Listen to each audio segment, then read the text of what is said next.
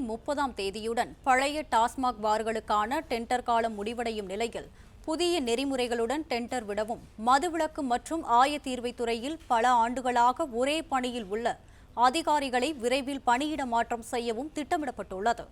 இது தொடர்பான கூடுதல் விவரங்களுடன் இணைகிறார் எமது செய்தியாளர் யுவராஜ். வணக்கம். மேலும் விவரங்களை பதிவு செய்யலாம்.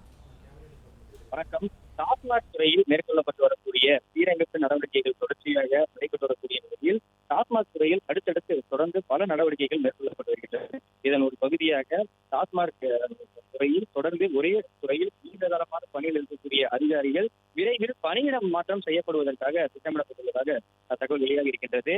தொடர்ந்து டாஸ்மாக் பாரினுடைய டெண்டர் வருகின்ற ஜூன் 30ஆம் தேதியுடன் பழைய டாஸ்மாக் பாரினுடைய டெண்டர் வருகின்ற ஜூன் 30ஆம் தேதியுடன் நிறைவடையக்கூடிய நிலையில் புதிய டாஸ்மாக் பாருக்கான இந்த டெண்டர்கள் புதிய நெறிமுறைகளுடன் புதிதாக ஒதுக்கப்படும் என்றும் ஒதுக்குவதற்காக திட்டமிடப்பட்டிருக்கிறது.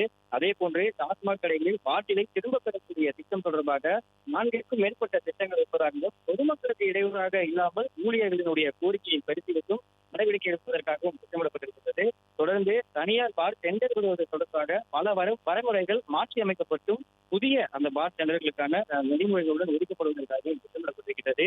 அதன்படி வருகின்ற ஜூன் 30ஆம் தேதியுடன் பழைய டாஸ்மாக் பாரினுடைய டெண்டர்கள் விரைவில் முடிவடையக்கூடிய நிலையில் உரிய நெறிமுறைகளுடன் புதிய டெண்டர்கள் ஒதுக்கப்படும் என்று டாஸ்மாக் துறை சார்பாக திட்டமிடப்பட்டிருக்கின்றது.